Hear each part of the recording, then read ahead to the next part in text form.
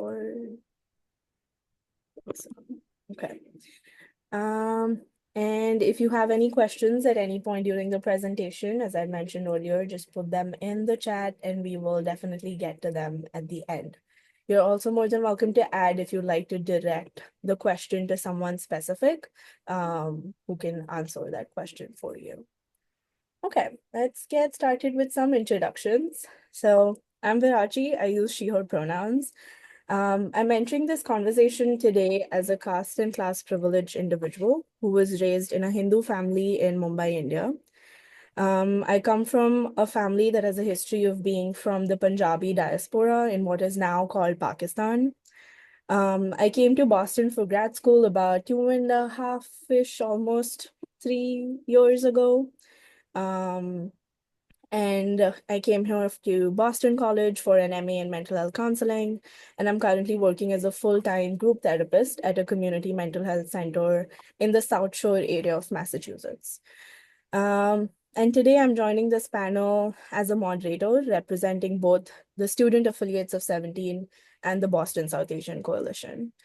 To tell you a little bit more about what these organizations even are, Student Affiliates of 17, also called SAS, is a national membership organization for students associated with the Society of Counseling Psychology, which is Division 17 of the American Psychological Association. SAS is a vehicle for enhancing communication between counseling psychology leaders and counseling psychologists in training. And SAS members increase their identification with this profession by experiencing this formal involvement with the discipline's professional org. And then Division 17 and APA also benefit from all the drive, commitment, hard work, and participation that students bring in with their new ideas, energy, and enthusiasm. We are deeply committed to hearing the voices of students, especially those intentionally silenced and marginalized, and have them be heard by the leaders within the field. And today's panel here came to be because the hard work and dedication of the co-chairs of the Masters Clinicians Committee. One of them is me. I represent the Masters Clinicians on the board and Justice, Equity, Liberation, and we have Joel here representing that. So if you'd like to stay connected with SAS in any way, we'll drop a link in the chat just for you to have to follow along on events and on social media. Moving on to BSAC, which is the Boston South Asian Coalition. So BSAC is an intergenerational South Asian-led organizing collective formed in 2017 on Pawtucket or Wampanoag land, fighting for economic and environmental justice, gender and racial equity, and an end to caste discrimination and human rights for all. We work with grassroots organizations across the world to impact anti-imperialist and anti-capitalist change within the subcontinent and across the diaspora. We've led campaigns that are local to our community here in Boston, such as the Justice for Faisal campaign, which was a local movement to end police brutality in Cambridge, following the murder of 20-year-old Arif Sayed Faisal. We partner and work with other organizations in the global fight against imperialism, such as the Free Palestine movement. Currently, BSAC is focusing on the goals of the current administration and working to really counteract all the harm that it's doing, such as that within the immigrant community and the war on Muslims in America. I know that was a lot of information, so if you'd like to follow us along and stay connected with us, we'll be dropping our Instagram in the chat, and you can follow us along as we come together in this mission. Now, I'm going to take a pause, and I'm going to request all the presenters and panelists from BSAC to introduce themselves. Feel free to share your name, pronouns, your affiliation to BSAC, your positionality as you enter this conversation, and any other information you'd like us to know. Yeah. If anyone would like to start. I can definitely start us off. Hi everyone, my name is Jafar Sheikh. I go by he, him pronouns. I am a member of the Boston South Asian Coalition. And I do a lot of organizing work out within the Commonwealth here. My family, however, comes from Lahore, Pakistan. They moved here probably in the late 80s, and actually set up shop right in Everett, where I still am today. Um, and aside from that, I'm a trial attorney by day, and then doing some organizing afterwards. And I'm happy to be here with you all today to talk about Islamophobia within the diaspora, some things and considerations um, the psychology community might want to take into account.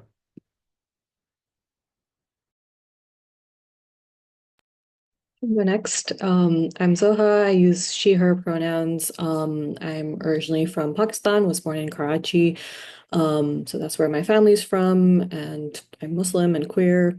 And I moved to Boston around 4 years ago. Also a recent member of the Boston South Asia Coalition. And by day, I work as a researcher on climate justice issues. Maybe I'll hand over to Sanya. Hi, everyone. My name is Sonia Soni. I use she, her, hers pronouns. I am also a member of the Boston South Asian Coalition, an organizer with them, and I am a clinical psychology doctoral student at UMass Boston. I am I'm a 1.5 generation immigrant from India, Punjab, and I was raised as a Punjabi Sikh over in California, and I've been in Boston for about 2.5 years now. And I'll pass it to Sana. Everyone. My name is Sana. I'm also an organizer with the Boston South Asian Coalition. I've been involved with them for like a year and a half now. And my family is from Pakistan, from Karachi. I was born in the US, have grown up in Connecticut, and have been living in Boston for like a year and a half. And yeah, my family's Muslim. I grew up Muslim, still Muslim. So yeah, excited to talk about those experiences.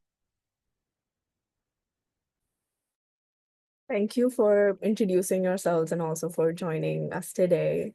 Side note, it's very awkward to have like friends introduce themselves. But anyway, before we move into the presentation and the panel piece of this event, I just want to take a few moments to acknowledge that March 15 was the International Day to Combat Islamophobia. And today I'm inviting all of us to just acknowledge and name the intentional, systemic, and structural anti-Muslim hatred actions and legislations that are prevalent in various parts of the world. I also really encourage you to consider this discussion as only the beginning of your journey to combat Islamophobia. And we really hope that you follow us along today and use the additional resources, readings, all of the insights you gained today from lived experiences to really continue advocating for the rights of Muslims everywhere. Now, before we get started on the presentation, we have a glossary of terms that was created by a BSAC member who's actually in the audience today, Rajata. And we'll be dropping the glossary of terms in the chat for you to just follow along if you have any questions or clarifications you need about terms that we use today. Yeah, and if you have any questions, like I mentioned earlier, feel free to put them in the chat. So I'm going to now pass it over to Zoha and Jafar to begin the presentation. Yeah, thanks so much for that intro and framing, Barachi. I'm going to share my screen. We put together a pretty short and to the point presentation for y'all today. If I can just get this to cooperate.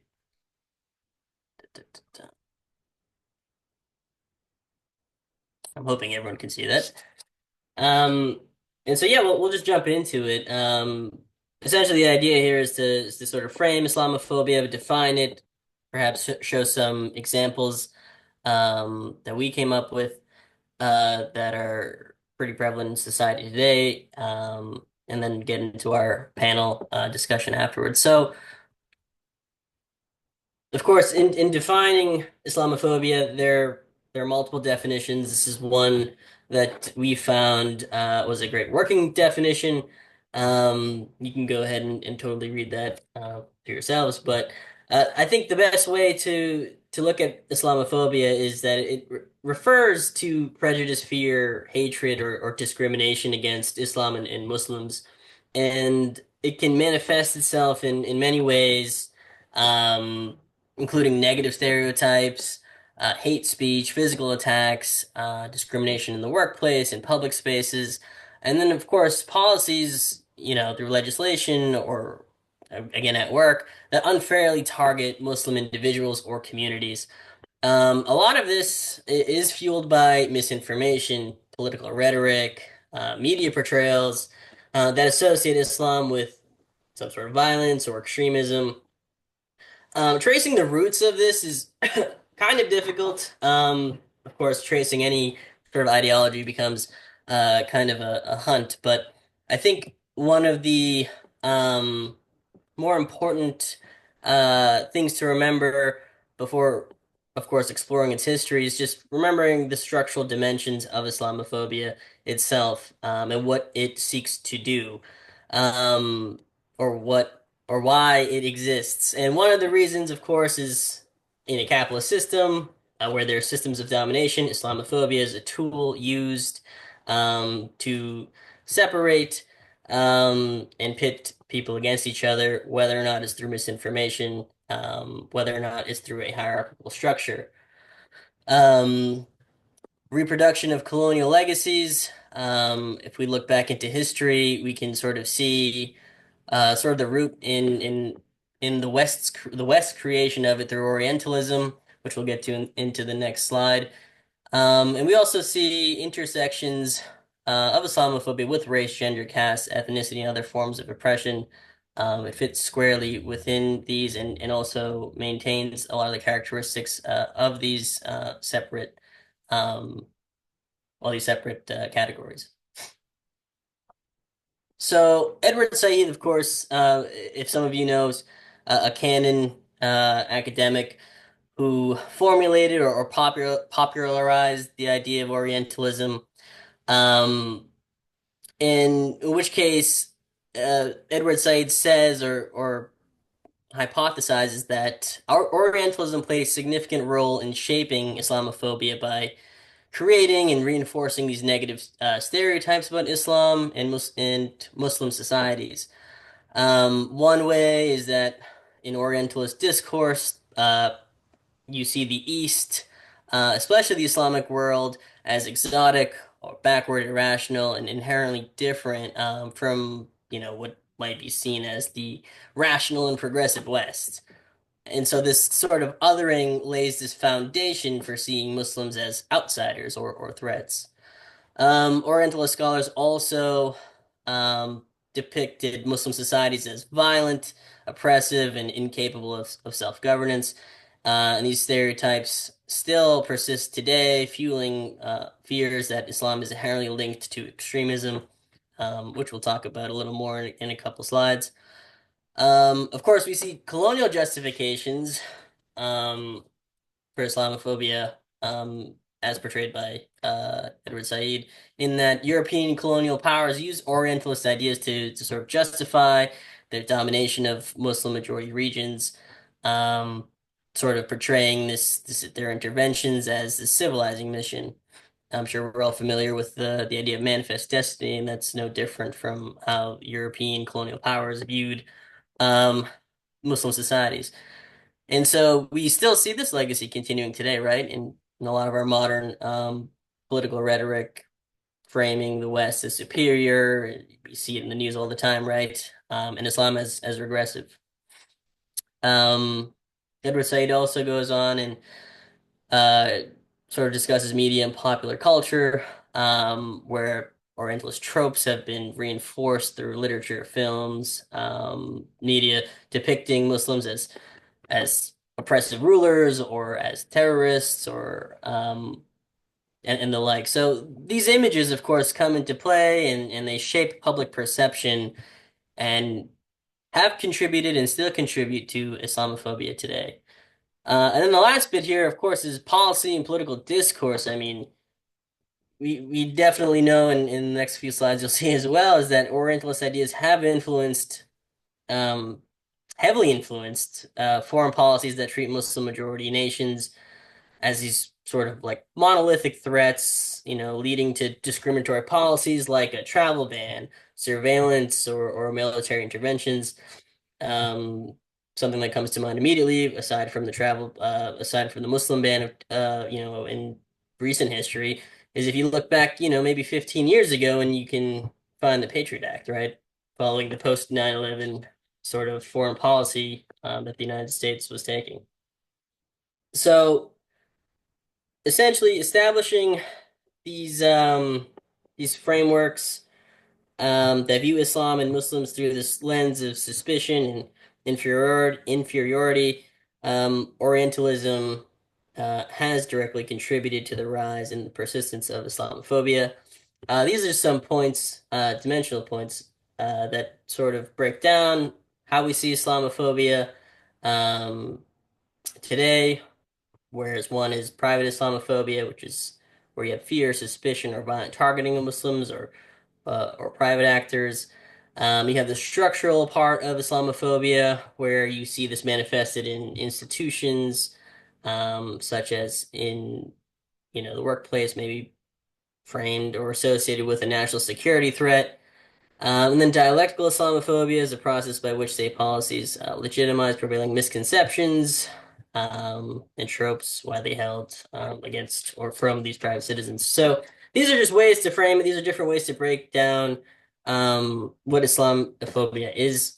But I think at its core, it is referring to this prejudice, fear, and hatred, and discrimination against Islam and Muslims that, of course, has a large impact on the Muslim South Asian diaspora in the U.S.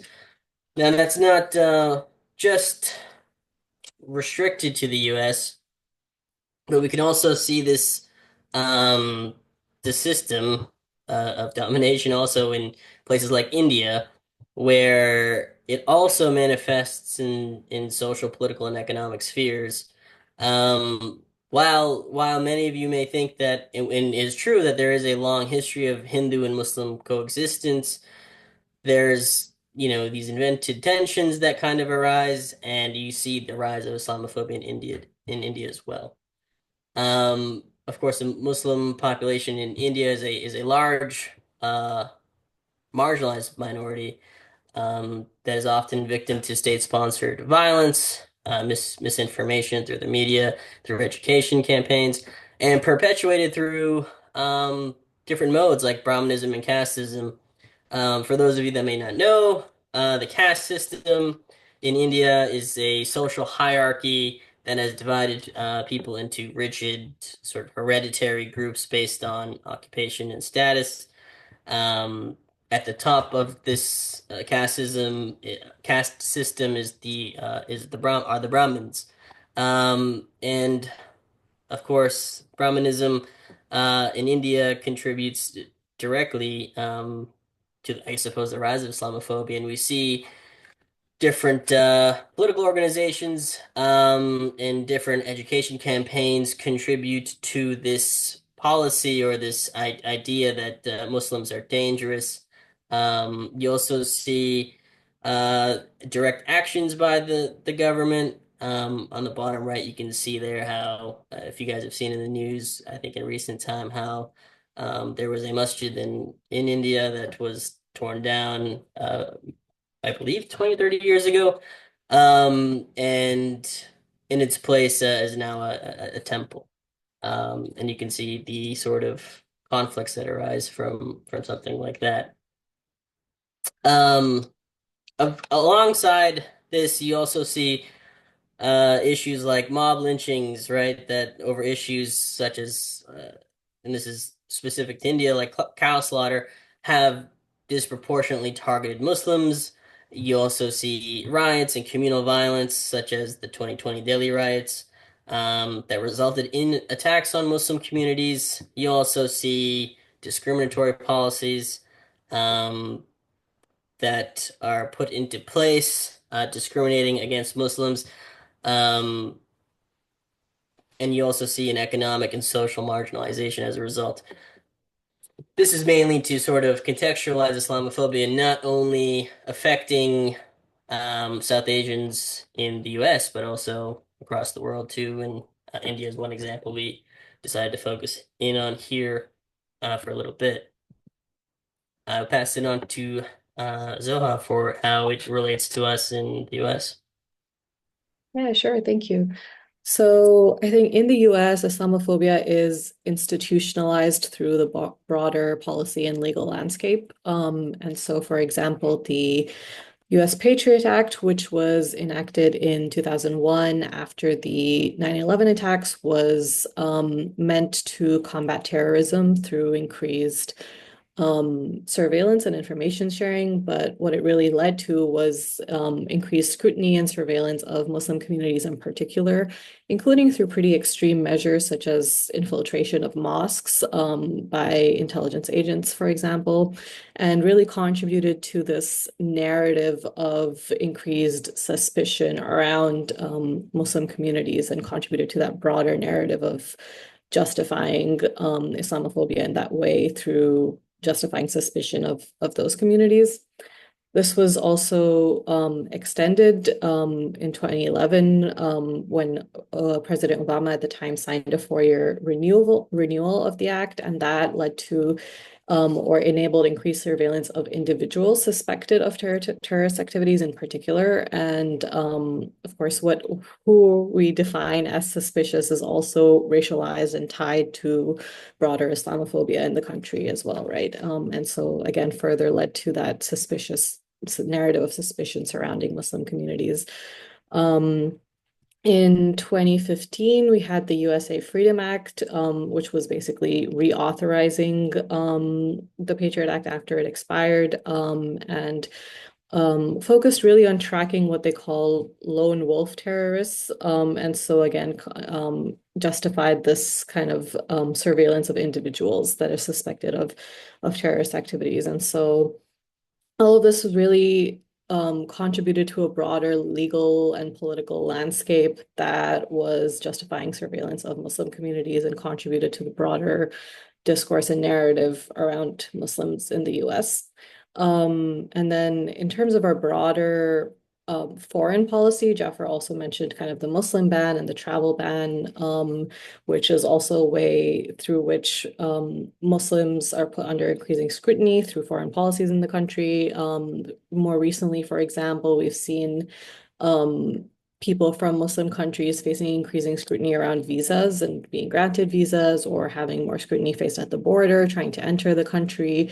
And we've seen, pretty scary cases recently where even Muslims holding a green card are not necessarily protected from that scrutiny. So just to mention that the legal landscape around foreign policy has also been used in that way. Can go to the next slide. And so as we know, the genocide in Gaza since October 7th, as well as the broader settler colonialism and occupation of Palestine since before that, has been US-backed and enabled and justified and funded with enormous amounts of foreign aid going to Israel for military for military and for kind of occupation and further enabling the ethnic cleansing of Palestinians in particular. And this has really kind of carried over into how Muslims and Arabs and pro-Palestinian voices in the US in general have been treated, as it has kind of further justified and entrenched Zionist voices and narratives within the country, and basically painted any kind of anti-Zionist voices as being inherently anti-Semitic, and kind of been used as a way to kind of censor ongoing discussions combating the settler colonialism and Israeli occupation of Palestine. And so that has led to, as we've seen recently with the detention of Mahmoud Khalil, increasing violence, scrutiny being faced by Arabs and Muslims across the country, including during the encampments at colleges and universities around the US. In general, pro-Palestinian voices participating in protests in the country, facing increasing scrutiny and threats to their visa status as well. And there's also a lot of evidence that anti-Muslim hate in the US has increased significantly since October 7th, and the government has kind of expanded its surveillance powers and largely wielded those against Muslim and Arab communities. Hate crimes have also increased, including in the workplace with, people being fired or losing their jobs because of expressing pro-Palestine sentiments. Next slide.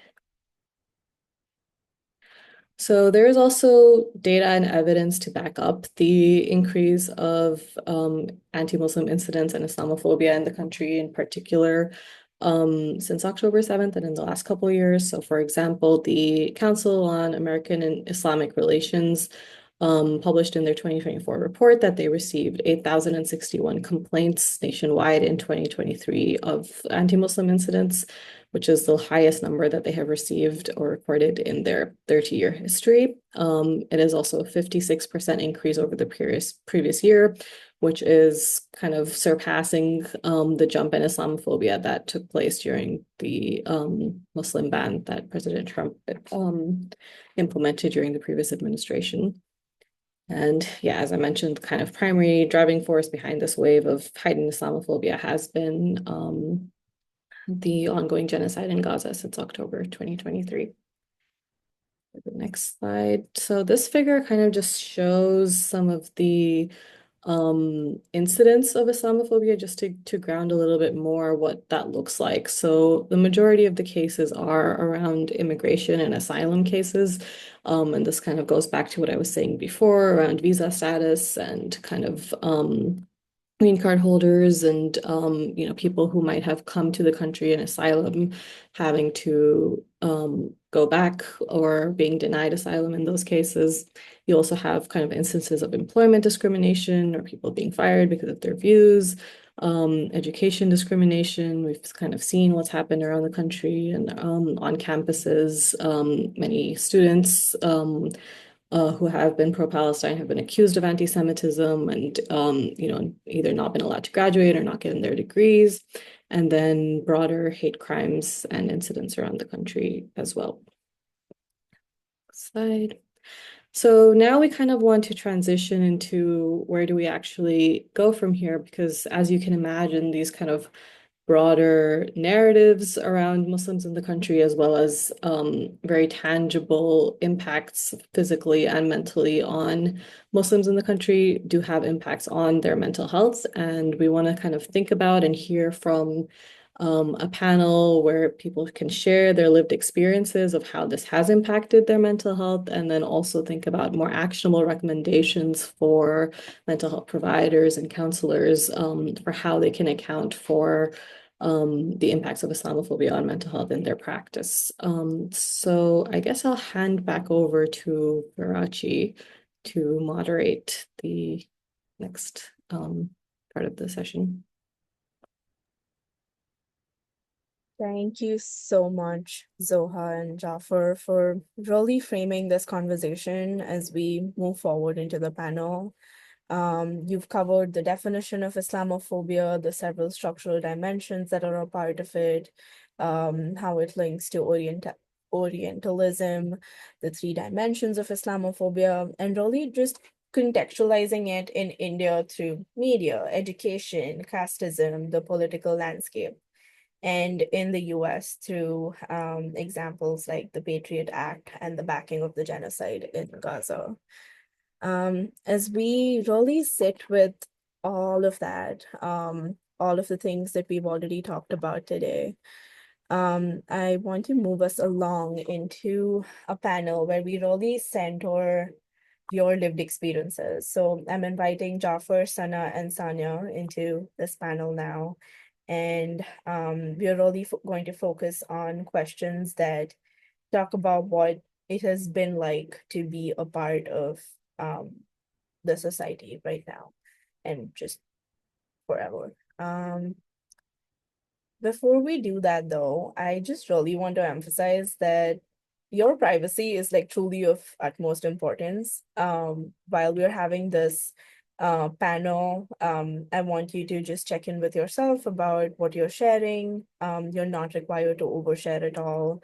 And yeah, just keep that in mind as you enter this conversation. And if anything feels uncomfortable, um, we can stop and process together. And you can also refuse to answer any questions. This feels like a therapy session, but like, let's be for real. Like, we are talking about something that is really vulnerable. Okay.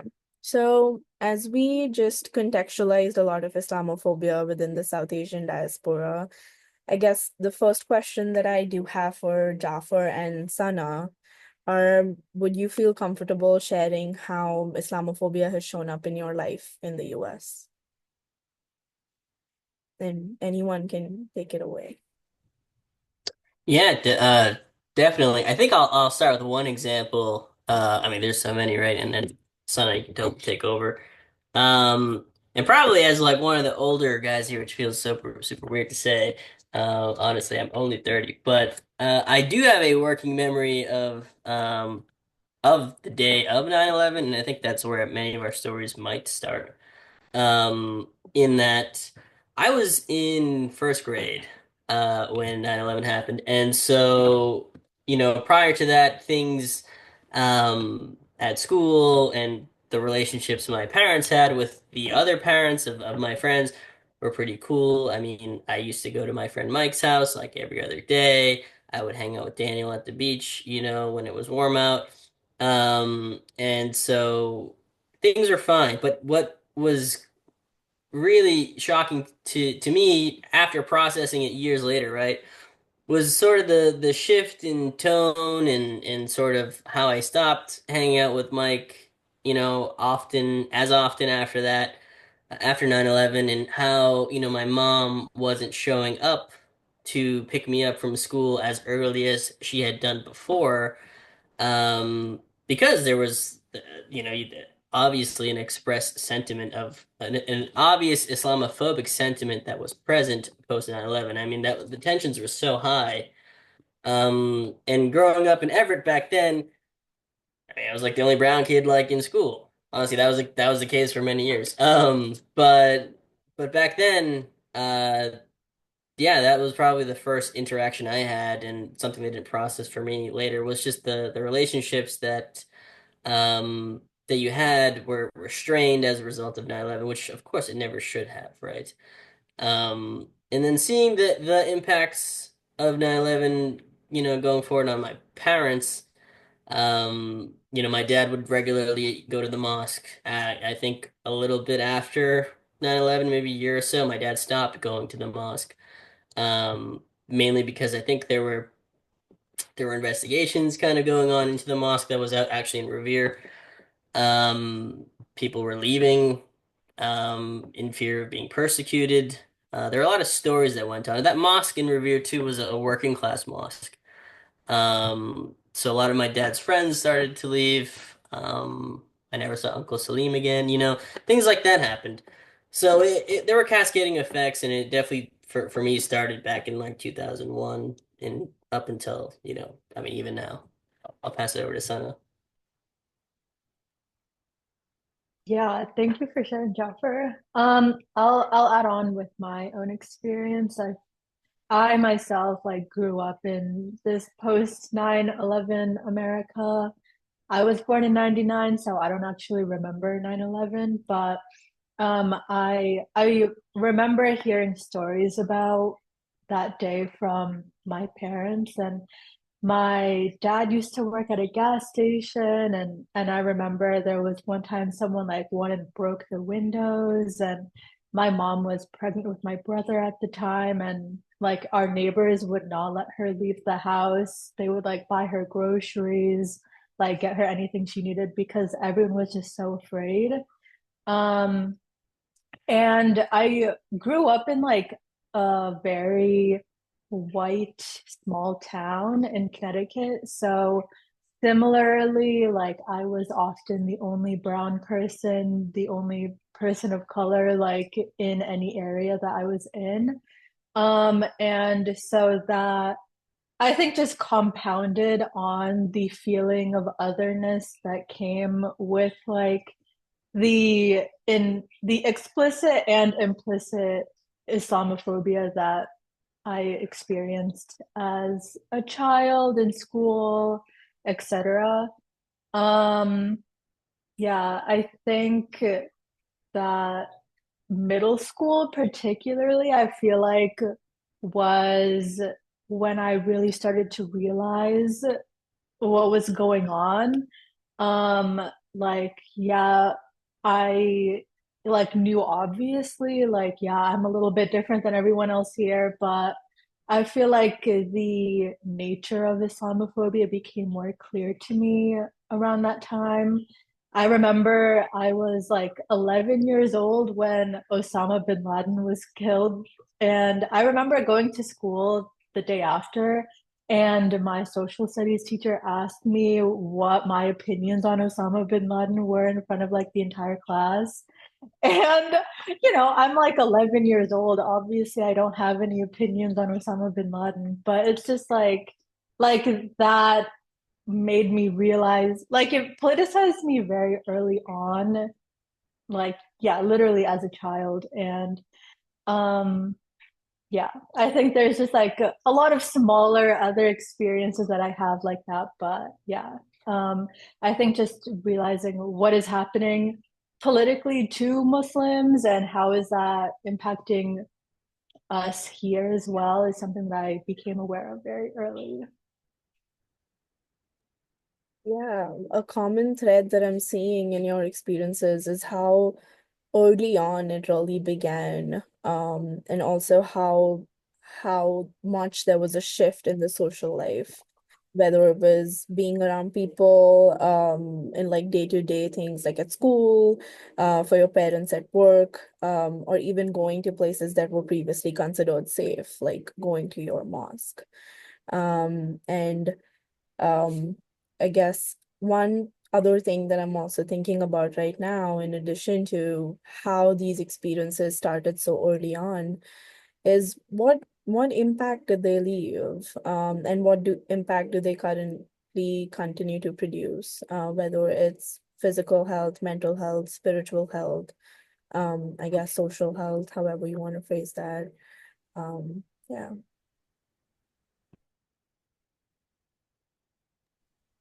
That's a super deep question. And it's definitely something I was thinking about in anticipation of today. Um, the overall impact that facing this as a child, and then of course, through university and even now as an adult.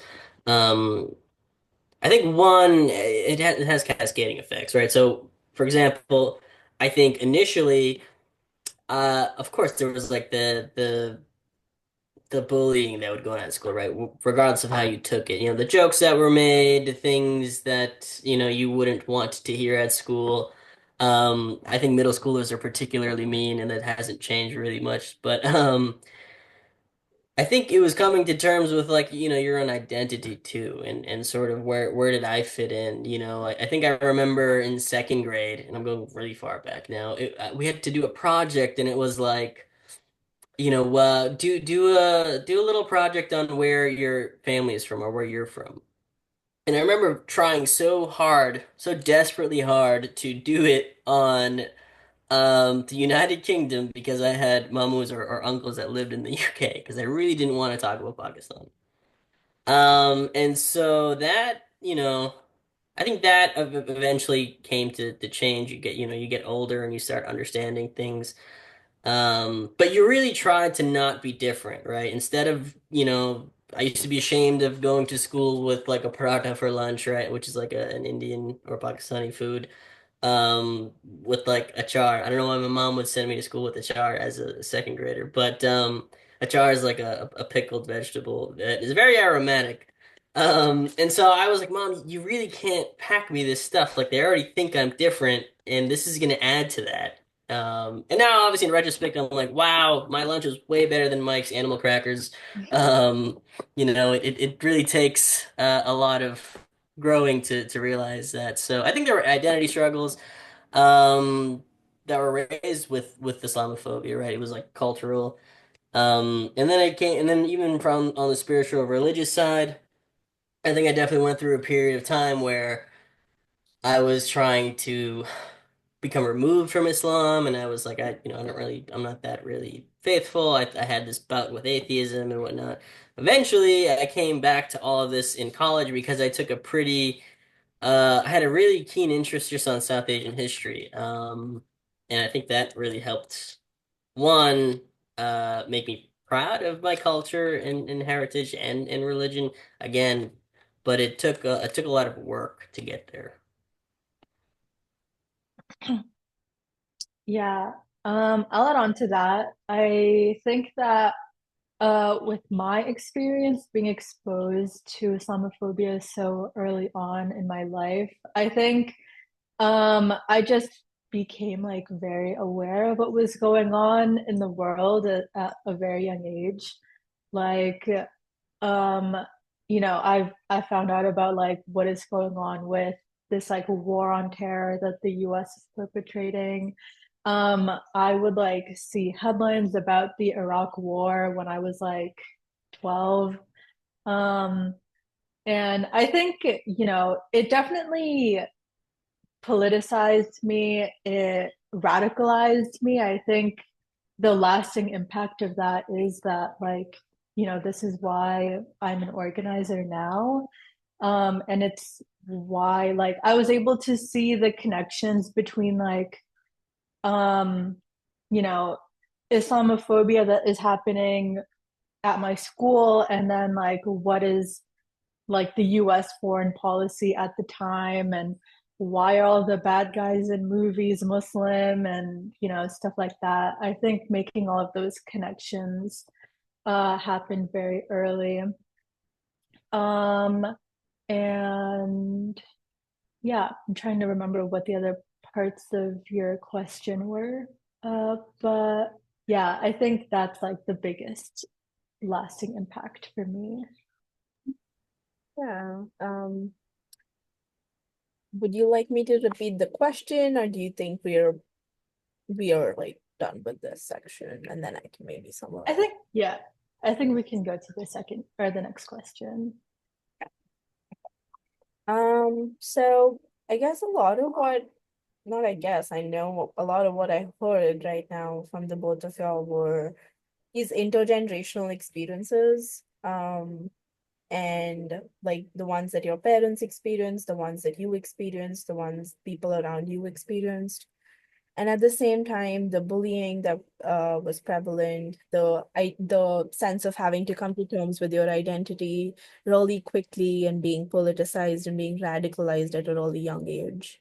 There were also these themes of this reduced sense of belonging, the othering, the quote unquote alienation of people. And what I was also hearing was, how did y'all like I was hearing some of what you did to cope, and a bunch of it was finding pride in your identity, whether it was through reading or through becoming a part of organizing spaces, and really wanting to change the political landscape in various different ways. Um, so thank you, Jafar and Sana, for starting us off with your lived experiences. Um, I have a similar question for you, Sanya, where we can, I guess, begin with how has Islamophobia directly and or vicariously impacted you growing up around here? Uh, Echoing, I really appreciate Jaffer and Sana, you sharing your experiences. As I mentioned when I introduced myself, I'm not Muslim, I'm Sikh. And so for those of you who might not know, Sikhism is a monotheistic religion that originated in South Asia, in Punjab. And one of the tenets or aspects of the religion is that our hair is a gift from God, and so we are not supposed to cut our hair. And that means that Sikh men often wear turbans and have long uncut beards. Um, and so Sikhs living in the US, as a result of Orientalism, of racialization, of Islamophobia, like Jaffer and Zoha talked about, prior to 9/11, but most definitely after 9/11, have been victims of hate crimes. There are Sikh Americans are actually the third most targeted religious group in the US. And I bring this up because I think it is very directly tied to Islamophobia, right? Anti-Sikh hate crimes are Islamophobic because of how we're racialized and how we are coded as Arabs, as terrorists, as violent, right? And so I had my dad used to wear a turban. I was also very young during 9/11, but we were in Kentucky at the time, very white state. And my dad worked in an engineering firm, and the firm was attached to a factory. And so in order to get to his car, he had to walk through the factory. And so I heard right through family afterwards, because I was very young, but that week after 9/11, just a few days after 9/11, one of the first Sikh men were targeted. Balbir Singh Sodhi was brutally murdered. He was a gas station worker in Arizona, brutally murdered after 9/11. And so that week after, Sikhs were very much on high alert, like many Muslims throughout the country. And so my dad's coworkers that week would walk him through the factory to his car to ensure that nothing happened to him. Um, I growing up, whenever we went to the airport, we budgeted extra time because my dad would always be pulled aside during TSA checks, regardless of whether or not he didn't wear a turban to when he was flying, and still we were, because of this, and then we and still were pulled aside, and that was just I just kind of like I didn't until recently realize that that was part of this experience, right? For me, that was just normal. Um, Six in the US, I grew up, and then I grew up for the most part in California in a um, very diverse town. I grew up with a lot of Sikhs. I grew up with a lot of Muslims. I lived in a minority majority community. Um, and still, a lot of the Sikh boys and families that I grew up with were negotiating whether or not to cut their hair, whether or not to continue to send their boys to school in turbans, negotiating with their faith. Sana's story reminds me of elementary school. A kid asked me, I'd done a presentation on Sikhism, and a kid was like, "Is Osama bin Laden your dad?" And I was like, I don't really know, and I don't really know how to respond to that, right? And like teachers didn't say anything and didn't interrupt and didn't really, you know. Um, And so I think those are some of the experience I was thinking of. But I also want to name that I'm Indian, and Jaffer and Zoha talked about casteism and Brahmanism at the beginning of this talk, and I've also experienced Islamophobia perpetuated by my community members. Right, I grew up hearing a lot of Islamophobia from family friends, um, from my friends' parents. And that is very much informed by, right, casteism and Brahmanism. And yeah. Yeah, some of what you shared really does have parallels with what Jaffer and Sana were sharing, especially about this intergenerational pattern of being othered. of having to carry that, not just yourself, but also as a family unit together.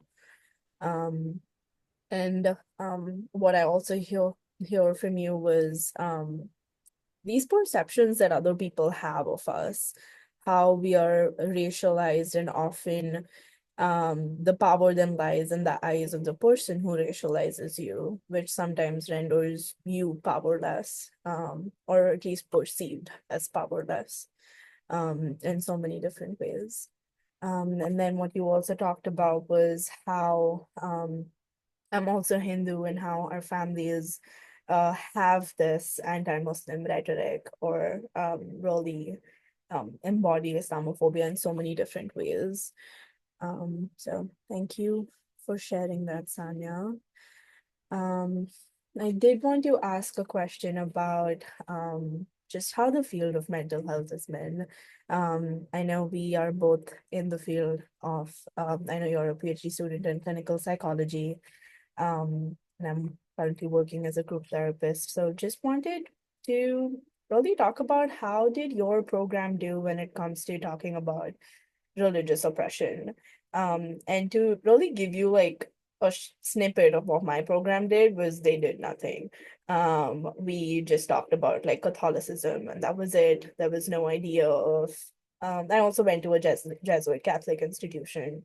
So that was all we talked about. We didn't really talk about like how there's like religious diversity, there are people of different faiths, how um there are differences within that, how there's oppression within that. None of that was talked about. So we would love to hear from you about what your experience and the programs you've been a part of has been. Yeah, I appreciate that context, and I'm sorry and unfortunately not surprised that that was your experience.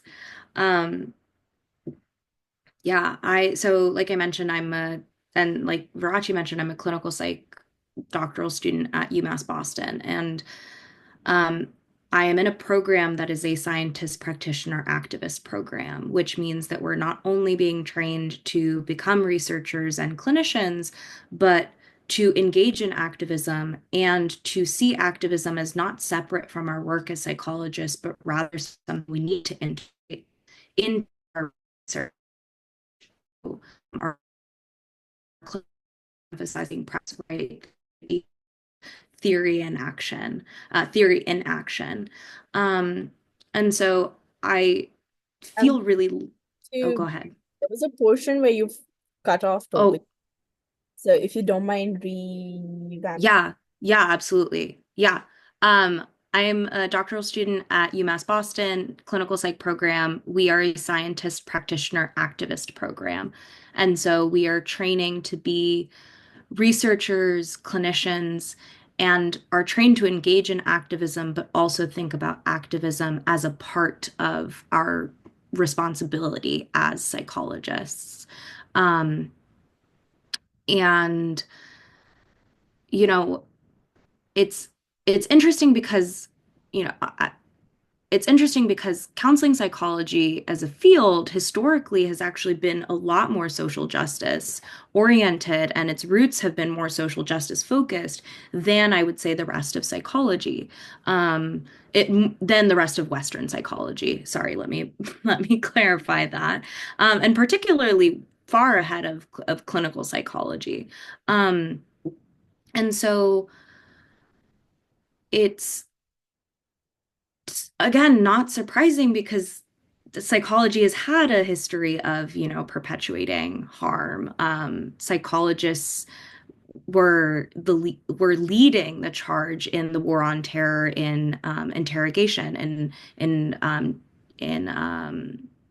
interrogation techniques, resulting in waterboarding. They were on the ground in Guantanamo Bay, right? And so there's that aspect of it that I think plays a role in whether or not people in the field actively, or trainees are talking about this. I think the other piece is that Western psychology, right? Psychology was created in a white supremacist, Western Eurocentric lens, is also, it has an anti-religious bias. in its formation, right? In how psychology made its efforts to distinguish itself from philosophy, from religion, as a science. Um, and so I think there's that aspect that like plays a really big role in why we as a field don't talk about this. Um, but I think something that I was reflecting on that I learned about that we the way that we framed it in our program that I think and I hope that folks who are in programs or in spaces where this is not being talked about can frame it as is that Islamophobia is racism, right? And particularly in the field of counseling psychology and social work, y'all know that there are negative mental health impacts of racism and discrimination, right? We are very lucky to be at a point in time where scholars and researchers and clinicians have although we don't need right research to validate this experience, we have so much literature now that says this. And so when we think about and we talk about Islamophobia as a racism and racism as trauma, then we can talk about this and we can bring this into the field. And I think that framework for me in my program has been particularly helpful because it really breaks it down to like, this is a white supremacist issue. This is an issue of capitalism and systemic oppression. Um, and that has mental health impacts, and we need to address it because that's our job as psychologists. Yeah, I honestly had not heard of the scientist practitioner advocate model, so I learned something new today. I mean, I learned a lot of things that were new today, but like one of the additional things that was new today. I really also want to highlight what you just mentioned about how these different forms of oppression are interconnected.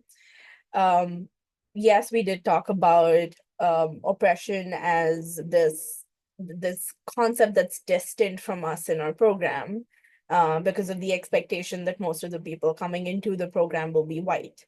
And there was like literally there was like no consideration for how there are so many people who are in such close proximity to oppression in different ways. And yet, even when we talked about like the minority stress theory, we only talked about things that people felt comfortable talking about. So whether it's like certain specific religions that people felt comfortable talking about, certain specific queer identities that people felt comfortable talking about. And there was this complete lack of even like trying to tread a conversation around something that felt foreign, like religion that people did not grow up around. So thank you for really just highlighting how interconnected all these different systems of oppression and domination are. And as we, I guess, move towards the end of the panel discussion section for today, I really want to leave the people who've joined us today to listen to us with some recommendations for where can we go from here. For some context, the audience here today comprise of grad students who are in counseling related fields. These people can be educators, researchers, psychologists, counselors, advocates, while also being family members, friends, and community members. So I would just love to hear some recommendations for people as they, I guess, navigate all these different roles they have, and with a focus on those, how to support people who are impacted by Islamophobia and how to raise the consciousness of people who perpetrate it. And anyone can start off this conversation.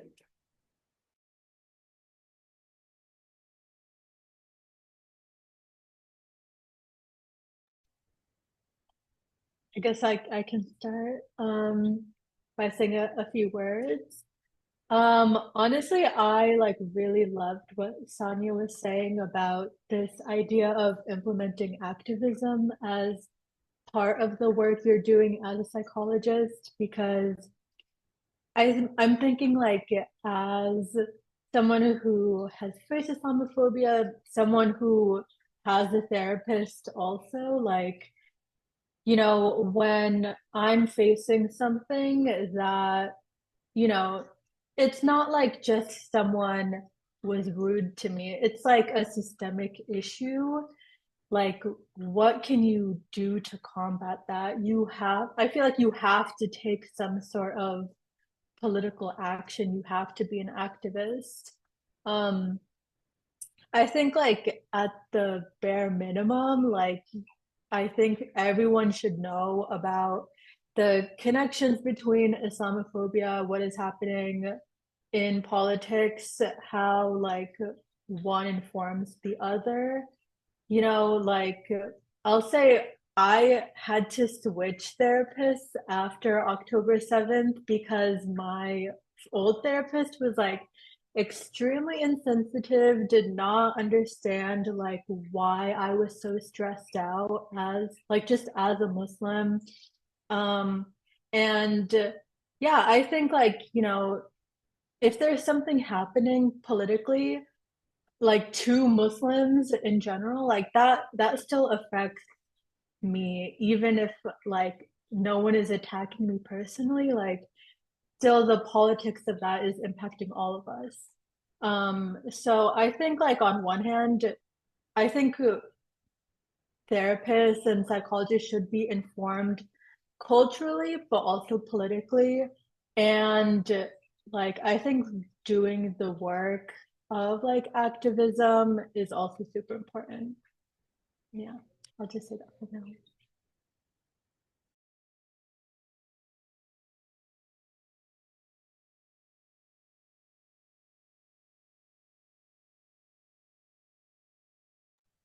I really don't want to echo everything that Sana said, but I totally agree with 100% of that. And Sonia, thank you so much for the breakdown you gave too, especially indicating that Islamophobia is racism. I think the only thing I'll add to that, I mean, I know, in your respective fields, there's already so much information you need to know. I can't begin to imagine um, how one becomes a counselor or a therapist or a researcher in these fields. But I do think it is important to stay informed on these forms of systematic oppression and sort of, challenge your own, readings and research and see how it fits, how systemic oppression fits into them, and it should fit into the research you're seeing because, the problems that people face on a daily basis, something like Islamophobia, isn't going to just be cured by sort of accepting it, right? We have to try to eradicate it. And once you're trying to eradicate something, you really got to start tracing it to the root of the issue. And I mean, I'll leave that to you to figure out what the root is, but um, I do think that it's worth acknowledging, it's worth staying informed on.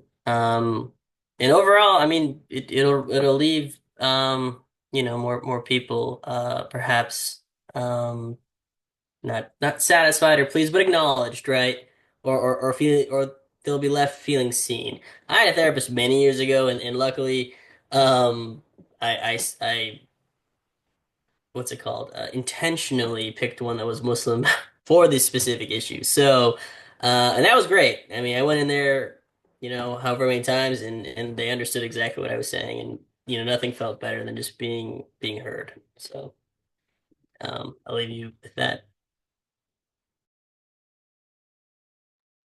And quickly come in. Thanks, Sanya, for passing the baton to me. And like as a researcher, I question a lot about like where our knowledge comes from. And I think it's important to also recognize that like our knowledge systems are political and that science and research is not neutral, it's not objective, and it's important to question where that is coming from. And so I think that would be my recommendation, and kind of building on what Jaffer already said. It's like to to question the practices that you are learning from and employing, and think about, whose interests are they based on, whose knowledge systems do they serve, are you just reproducing Western biases through this knowledge that you're utilizing, and kind of think about decolonial approaches to knowledge, think about different ways of knowing and learning that come from other systems of knowledge. So, yeah.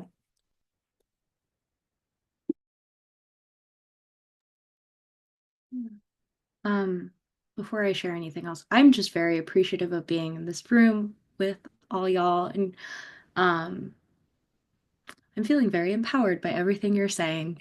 Um, yeah, I think my recommendations, right, like Islamophobia is racism, racism is a trauma. And as clinicians, we understand trauma, right? But reconceptualizing trauma and reconceptualizing racism as trauma, right? Um, but I think one of the cool things is like we actually have answers for this. Liberation psychology exists. I personally like my theoretical orientation is liberation psychology. I've learned so much from liberation scholars, and um, I think that there's something really powerful to conceptualize what our clients are going through as the result of systemic oppression, right? That is a really powerful way to understand what is happening, and to bring that to our clients. Right? Like not just naming and recognizing the psychological impacts of Islamophobia, but naming it as a system of oppression, right? As a tool of white supremacy, as a tool of capitalism, as a tool of casteism. Um, Taking that internalized guilt and shame and externalizing it to these systems of oppression. It's not your client's fault, right? Um, and then, right, I love that so many people are like so excited by this activism piece. Activism has positive mental health benefits, right? It improves well-being. It like if you're research people, there's research to like there's people to cite on this. It improves social well-being. It builds community. It empowers people to make a change to the system that is oppressing them. It also disrupts the systems of oppression, right? There is action that is happening. And so don't be afraid as clinicians to bring that into the room, right? Encourage your clients to engage in their cultural resources, find historical memory, recover historical memory as a part of resistance. Um, and then as psychologists also do that, right? Um, yeah.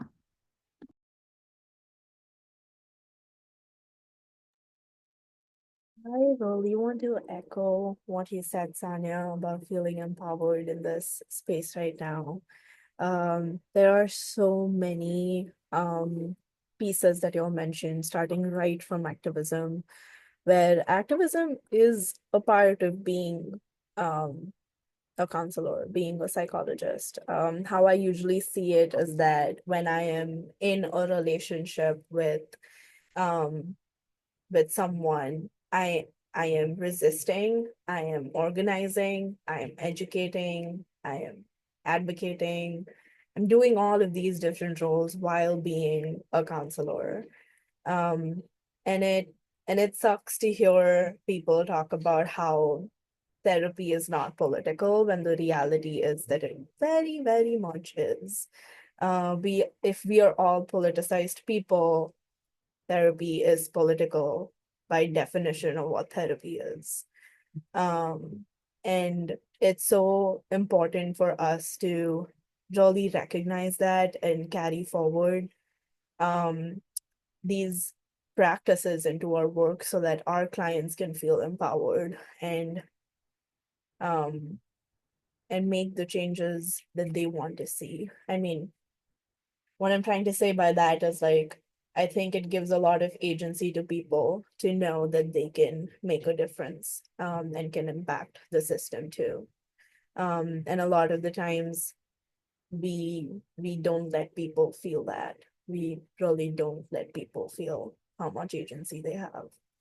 And that in itself, now that I'm thinking about it, is the definition of trauma. When you take the power away from a person and continue perpetuating the harms. So there's a lot that was said, a lot of wisdom in this room today. We talked about not accepting oppression, but eradicating it. We talked about how the models of knowledge themselves are skewed. Who created the tools that were used to create the knowledge that we have today in the field of psychology? And that was a question that Zoha asked, and I loved it. I truly had goosebumps when you said that. I was like, go, yup. And when it comes to the idea of liberation psychology and finding and recovering historical memory, the power that comes in doing that is enormous. And I hope that we keep finding and recovering the historical memory that we all have. Well, before we wrap up the panel section, are there any final thoughts, anything that people on the panel would like to share or leave us with today?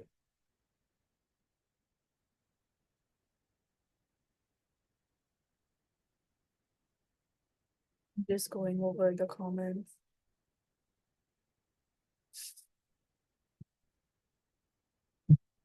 Okay.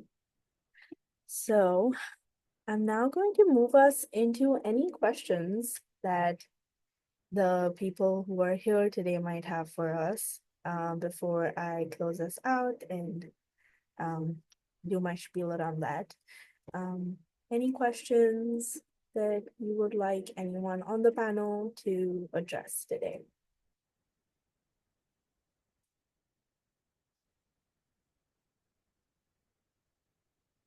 And I'm an awkward human being, so silence is going to be very awkward for me. So I'm just going to mute myself.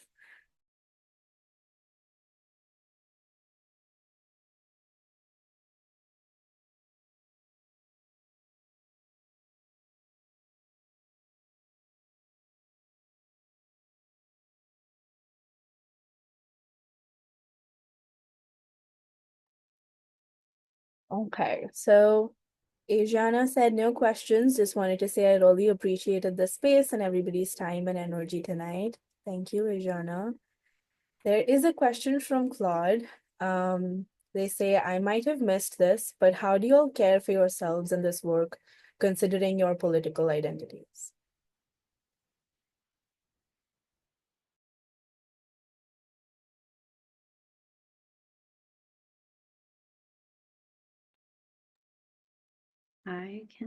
No, Sana, go ahead. You can go first. Mm-mm. Okay.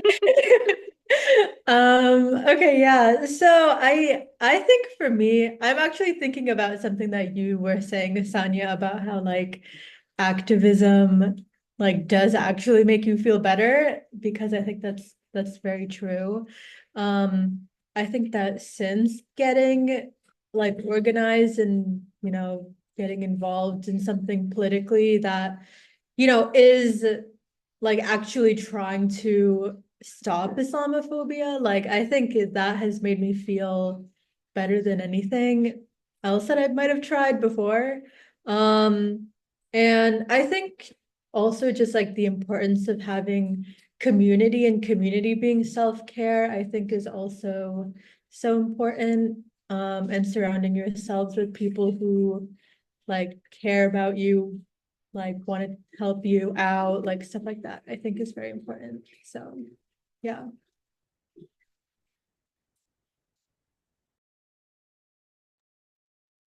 I love that you said that, and I need more psychologists to hear that.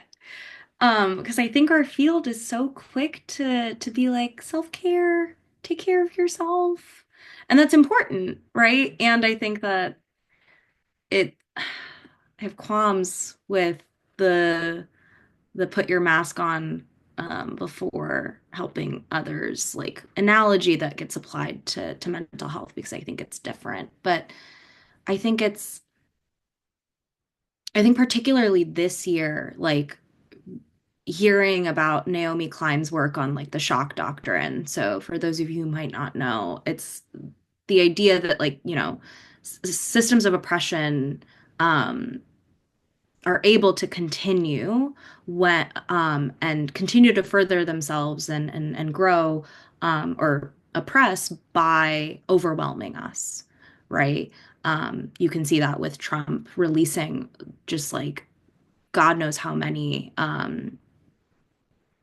legislations, executive actions, whatever they were, as soon as he came into office, right? And it's just like lighting a bunch of fires, and people are like, I am so overwhelmed. I don't know which fire to fight.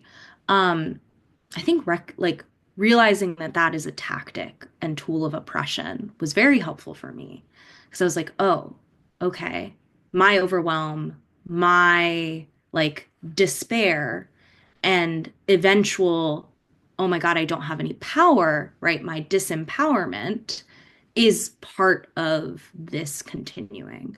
So I think that learning that, realizing that was really helpful because then it helped me realize, like, okay, like then where is my lane?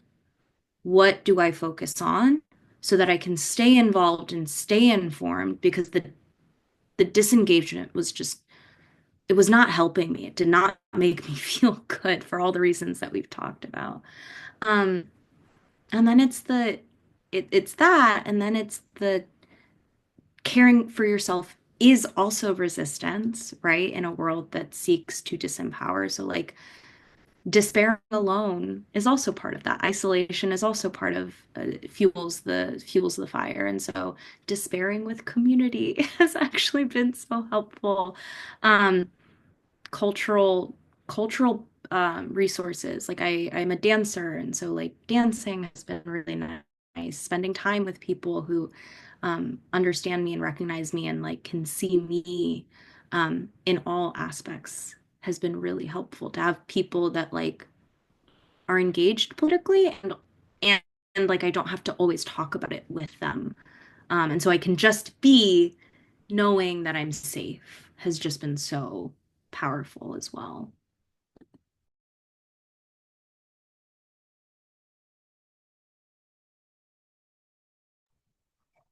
Yeah, those are all great. Wait, I gotta start implementing more of what you guys are saying. The activist space is definitely conducive to mental health. I was definitely more. I think when Trump was first elected back in however many years ago now, I wasn't really involved in activist spaces, but I remember feeling pretty hopeless back then and not knowing what to do. And you fast forward to now, and engaging in activism has helped a lot. I think one thing that really makes me feel good is building community. Because in the US, and this is my perspective, I don't really think there's a strong sense or identity of community in the US. If you travel around the world, you'll see different examples of community, right? So I think building, strong community where people relate to each other and can talk about, anything that's from political that's happening on an international level to on the local level too. Um, I think it brings me a lot of joy, right? Seeing people come together. And then on more of a, I guess on a personal level, I think just deep reflection is something I like to do, and looking back within history to see how other movements have gone and how they've been successful. The Haitian Revolution is one I like to look at. I like to look at the Free India movement. And just reflecting on those moments and moments in time now, and sort of contextualizing ourselves and what people have had to do before, and the fight that we have now, and how they're similar and how they're different. But yeah, I think internal reflection is pretty good too. Yeah, I can just say one thing, which is that I think the biggest kind of realization for me to like not give in to despair was that people facing oppression have no choice but to have hope. And so we owe it to them to continue to have hope. Like, I think having hope for a better future is a radical act, even when the fight towards that point feels so unimaginable, to the point where it feels like there's no way we will ever be able to combat it. But like, people facing oppression have no choice but to resist, right? They are resisting. And so I think like we owe it to them to not give in to despair. And that's kind of how I've been thinking about it. Hell, I have to tag on to Zoha's point there. Yes, I mean I'm looking at the Palestinian people all the time, and I'm in every day in admiration in how they've been resisting for so long. I really needed you to say that, Zoha. Um, I was literally talking about hope and hopelessness in my therapy session before this. And that framing, like I was smiling because I was like, oh, that's what like my therapist was trying to say. And I was like, oh, okay, got it. And I really just loved how you all articulate yourselves so well and like really oh, empower us with your words. I'm trying really hard to articulate myself. It's hard, but I'm trying. It's also the end of the day. I want to switch to Hindi, but I don't know how many people understand that here, so I shall not do that. But the point of me diving in right now was that one, in the interest of time, we do have to wrap up at some point. I do also want to say that the amount of care with which y'all shared parts of yourself and appreciated each other, held each other, and shared the ways in which you do this work and care for yourselves in community, has been very important for me to hear and witness. And I really, really, really thank you all for being here today, and thank everyone who participated today to be here today as well. Um, and I really do hope that one of the biggest things that the members who joined us today take from this is how important it is for counselors, educators, researchers to be advocates and activists. It's important to not have information about every single form of oppression in the world because, I mean, like detailed information. I'm not sure how much of that is humanly possible, but more being aware of what's happening in society, being aware of how structures of domination and oppression were created very intentionally to keep people where they're at. And I think it's also important to acknowledge the history that the mental health system itself has, which is of domination and incarceration. In so many ways, there are people who are regularly incarcerated through what's quote unquote called sectioning and involuntarily hospitalized, which in itself takes away a lot of power from people. And I think it's really, really important that we keep having conversations about this and bringing a change because we all deserve it and need it. Um, I do want to end with one note, which is like a logistical note, which is that the recording of this event and a resource list for further reading, listening, and watching will be shared with you by the 27th of March. We are not really sure if Zoom collects emails when you register, or at least I'm not really sure if it collects them and like stores it, so that we can send that information out to you. If it does not, can someone confirm, so that we can actually have the audience here, like send their email to me in a direct chat, and I can save the chat and I will make sure that you receive the recording and the further reading things at the end. I mean in a week. So yeah, I'm gonna assume that it doesn't save, so just send your emails if you like it. You can send it to me directly. I shall save and send things over to you. Joelle is also posting things or like ways in which you can be connected with us, which is SAS, BSAC, and also glossary of terms for your reference. And the last thing I want to say is that all of our voices matter, and it's all our voices together that lead to change. So yeah, thank you everyone for being here today. It was lovely having you. And I hope to see some of you again very soon.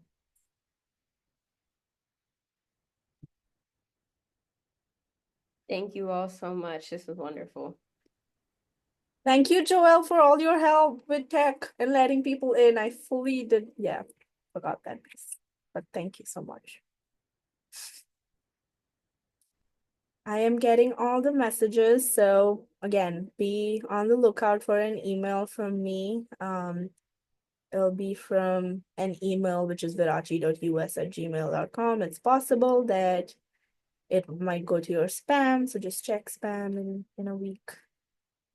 But yeah, thank you so much. We can end here for today, and take care. Have a good night. And I want to continue seeing you all fighting against various forms of oppression. Bye. Bye.